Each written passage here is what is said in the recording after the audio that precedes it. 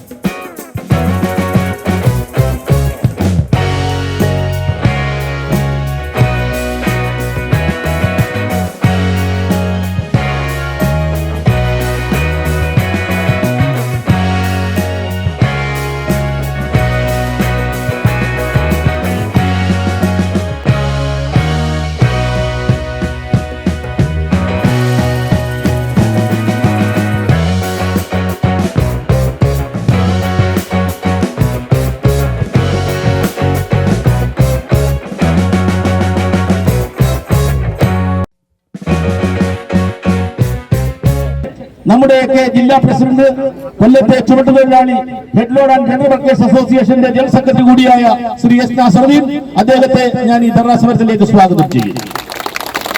നിങ്ങൾക്കറിയാം, ഇടതുമുന്നണി സർക്കാർ അധികാരത്തിൽ വന്നതിന് ശേഷം കേരള ചുമട്ടുതൊഴിലാളി ബോർഡിൽ തൊഴിലാളികൾക്ക് വിരുദ്ധമായി ഉണ്ടാകുന്ന ഓരോ നടപടികളെയും അതിശക്തമായി അതിഗംഭീരമായി ആശയങ്ങൾ ഉന്നയിച്ചുകൊണ്ട്, തൊഴിലാളികൾക്ക് വേണ്ടി വാദമുഖങ്ങൾ ഉന്നയിച്ചുകൊണ്ട് നമ്മുടെ ചുമട്ടുതൊഴിലാളി ക്ഷേമനിധി ബോർഡിൽ തൊഴിലാളികളുടെ സംരക്ഷകനായി നിലനിൽക്കുന്ന ഫെഡറേഷന്റെ സംസ്ഥാന പ്രസിഡന്റ് ശ്രീ AK ഹഫീസ്, അദ്ദേഹത്തിന്റെ ചൈതന്യവത്തായ നീക്കങ്ങളിലൂടെയാണ് ചുമട്ടുതൊഴിലാളി ഫെഡറേഷൻ ഇന്ന് നിലനിൽക്കുന്നത്. കാലാകാലങ്ങളിൽ നമ്മൾ അടയ്ക്കുന്ന ലെവി, നമ്മുടെ പേരുള്ള കോടിക്കണക്കിന് രൂപ വകമാറ്റി ചെലവഴിക്കുന്ന മറ്റു ബോർഡുകളിലേക്ക് കൊണ്ടുപോകുന്ന സർക്കാർ ട്രഷറിയിലേക്ക് മാറ്റുന്ന നടപടിക്രമങ്ങൾ നടന്നുകൊണ്ടിരിക്കുമ്പോൾ അതിനെ ചുമട്ടുതൊഴിലാളി ബോർഡിൽ എതിർക്കുന്ന ഒരേ ഒരു രംഗം INTUC-യുടെ അജയ്യനായ നേതാവ് ശ്രീ AK ഹഫീസാണ്. അദ്ദേഹത്തെ ഞാൻ ഈ യോഗത്തിലേക്ക് സ്വാഗതം ചെയ്യുന്നു. ചുമട്ടുതൊഴിലാളി ഫെഡറേഷന്റെ സംസ്ഥാന പ്രസിഡന്റ് ശ്രീ AK ഹഫീസ, INTUC-യുടെ സംസ്ഥാനത്തെയും ജില്ലയിലെയും ഒട്ടനവധി നേതാക്കൾ ഈ പ്രതിഷേധ മാർച്ചിൽ പങ്കെടുക്കുന്നുണ്ട്. സ്വാഗത പ്രാസംഗികൻ എല്ലാവരുടെയും പേരെടുത്ത് സ്വാഗതം പറഞ്ഞതിന്റെ പേരിൽ അങ്ങനെ ഞാൻ ഒരൊറ്റ നേതാക്കന്മാരുടെയും പേര് എടുത്തു പറയാൻ ഞാൻ ആഗ്രഹിക്കുന്നില്ല. ചുമട്ടുതൊഴിലാളികളുടെ പേര് പറഞ്ഞുകൊണ്ടാണ് പിണറായി വിജയൻ ഇന്ന് അധികാരത്തിലേറിയിരിക്കുന്നത്. കഴിഞ്ഞ 2 വർഷങ്ങൾക്ക് മുമ്പ് നിങ്ങൾക്കറിയാം, മെയ്ദിന സന്ദേശത്തിൽ അദ്ദേഹം ഒരു സന്ദേശം നൽകുകയുണ്ടായി.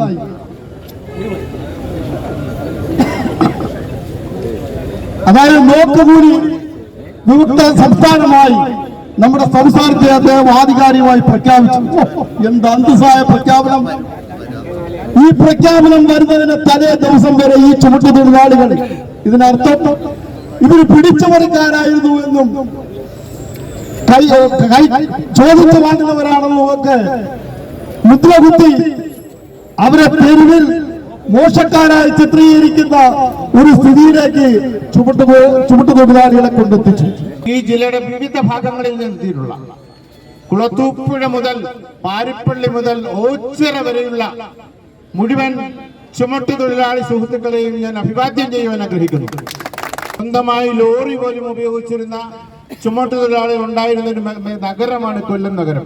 ഇനി തൊട്ടിപ്പുറത്തുള്ള റഹ്മാന്റെ ഗുഡ്ഷെഡിലൊക്കെ അറിയാം, അവിടെയുള്ള ചുമട്ടുതൊഴിലാളികൾക്ക് ഓരോ ഒട്ടുമിക്ക തൊഴിലാളികൾക്കും സ്വന്തമായി ചരക്ക് കയറ്റുന്ന ലോറികൾ ഉണ്ടായിരുന്നു, വാഹനമുണ്ടായിരുന്നു. ഇന്ന് സ്വന്തമായി സൈക്കിള് പോലും വാങ്ങാൻ കഴിയാത്തൊരു സാഹചര്യത്തിലേക്ക് കേരളത്തിലെ ചുമട് മേഖല മാറിയിരിക്കുന്നു. ഇതാര് മാറ്റിയതാണെന്ന് കൂടുതലൊന്നും വിശദീകരിക്കണമെന്നില്ല. കേരളത്തിൽ ആകെ അത്ഭുതകരമായ മാറ്റം വരുത്തുവാൻ ഞങ്ങൾ തയ്യാറെടുക്കുന്നതിന്റെ ഭാഗമായി കേരളമൊട്ടാകെ നോക്കുകൂലി രഹിത സംസ്ഥാനമായി പ്രഖ്യാപിക്കുന്നു എന്ന് പറയാൻ ഒരു കമ്മ്യൂണിസ്റ്റുകാരന് കഴിയുമോ? ഇവിടെ ആരാണ് നോക്കുകൂലി വാങ്ങുന്നത്? ഒരു തൊഴിലാളിക്കും നോക്കുകൂലി ആവശ്യമില്ല. ചെയ്യുന്ന തൊഴിലിനു മാത്രം, എടുക്കുന്ന ചുമടിനു മാത്രം കൂലി നൽകിയാൽ മതിയെന്ന അഭിപ്രായക്കാരാണ് കേരളത്തിലെ മുഴുവൻ ചുമട്ടുതൊഴിലാളികളും.